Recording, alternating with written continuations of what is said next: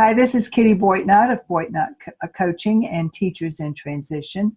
Today I want to share a little bit about how to approach a job change or a career transition. As I have shared in the past in these episodes on the Teachers in Transition podcast and the YouTube channel, I'm alternating episodes talking in one about stress management strategies and in the other about career transition and job search tips. So today we're talking about career.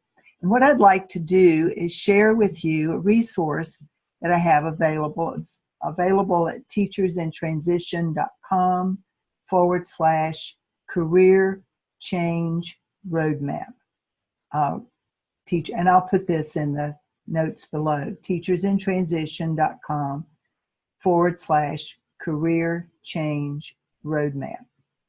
So here are 3 specific steps that you should take to identify a career that you can love. Now, I work primarily with burnt out teachers, people who have decided that for any one of 1,000 reasons, teaching is no longer a viable option for them long term. They're either overwhelmed and stressed out and dealing with that to the point of getting sick, or they're just not happy in their situation. They don't feel they have the support of their parents or the administrators. The kids aren't there to learn for, like I said, one of 1,000 reasons. Dead end, no room for lateral movement unless you want to, or promotion unless you want to be a principal. Low pay, not keeping pace with the cost of living, and certainly not commensurate with the level of education that you're required to have. And so for many, many reasons, people come to me feeling burnt out, at a dead end and stuck, and they don't know how to initiate a change. They feel like they're limited in what they can do, which I want to say is not true. But many of them feel that they don't know what else they can do. And so they're looking for coaching, help, advice, counsel, and that's what I provide. So here's this resource, and I want to share it with you so that you can understand that the first thing to do is not necessarily to fill out an application and upload a resume that you put together hastily, or that you even had someone else perhaps write for you professionally. Lots of people do that. I don't recommend that, but I know lots of people do it, and I've been guilty of doing it myself. In fact, I paid $395 for a professionally written resume 6 years ago that I have never used. I still to this day feel like I just took that $400 and flushed it right down the toilet. That's how I felt then and still do. So don't do that. I want you to approach your job change in a thoughtful, intentional, smart way. So to start, the first step is to get clear about what is it that you love to do. What are your talents? What are your specific and unique gifts and talents? There are things that you do day to day that you take for granted that you do so much better than anybody else, and you think everybody else can do it. You're wrong about that. You are uniquely able to do certain things that other people would either not want to do, have no desire to do, or can't do. So what you want to do before you start creating a resume or start applying for jobs is understand what your unique talents and aptitudes are. There are loads of free and low-fee assessments online. The bookstores are filled to the brim with job search books, job help books, people who've written about the whole process of job search. In fact, I've written an ebook called 10 Things You Need to Know If You Think You're Ready for a Job or Career Change. I'll include the link for that in the comments below so that you can download that if you would like. You'll also be able to download this document. So what you want to do is to get clear and take an inventory and understand what is it that you do really well. And more importantly, what do you enjoy doing? How would you want to spend your days moving forward into a new career? And then after you've taken the inventory, you prioritize. List in order the things that you do particularly well, that you can do better than anyone else, and list them in the order of the way you love to do them. You know, you don't love everything the same probably, so make a list of the things that you are particularly good at and that you also enjoy doing. And then step 3 is based on step 2, take that list, that inventory, and create a potential list of the kinds of careers you might be interested in. And once you've identified those, don't commit to anything yet. You want to conduct some discovery conversations first. Now, do me a favor and don't approach someone and ask them if you can pick their brain. I'm particularly tired of that phrase. People have approached me in the past wanting to pick my brain, and I learned to not appreciate it. Don't do that.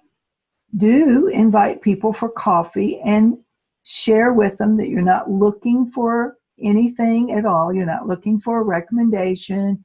You're not looking for some sort of leg up. You're not looking to give them your resume. None of that. You're not looking to do anything other than learn about what they do and maybe ask some questions about the company that they work for. What kind of culture do they have? What do they have? What kinds of expectations do they have of their employees?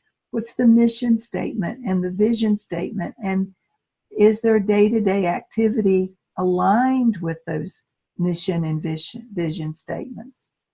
You want to find out that kind of stuff.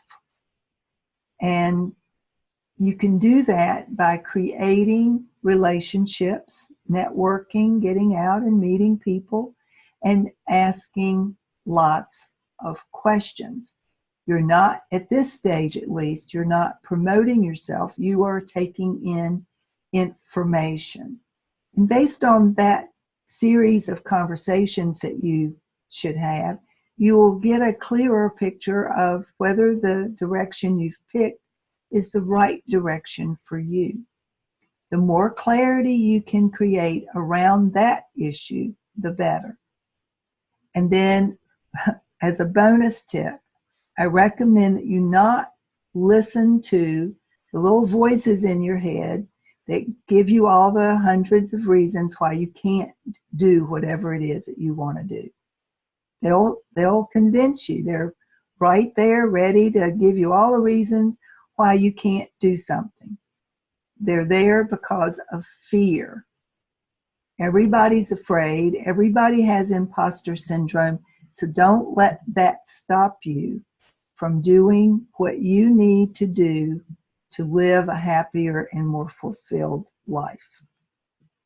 Okay, so those are the 3 steps plus the bonus of how you go about identifying a career you can love again. And that is my intention for you, that you find a career that is fulfilling for you, that takes advantage of your particular and unique strengths and talents, your experience, your education, and that you can move forward even if your next job is not necessarily your dream job. It can be a bridge job getting you closer to your ultimate dream job. Now, I would invite you, if you'd like to take advantage of a no obligation strategy session, sign up, go to kittyboitnott.coachesconsole.com/calendar. My name, Kitty Boitnott, coachesconsole.com Console, just the way it sounds, .com/calendar. And let's talk for 20, 30 minutes.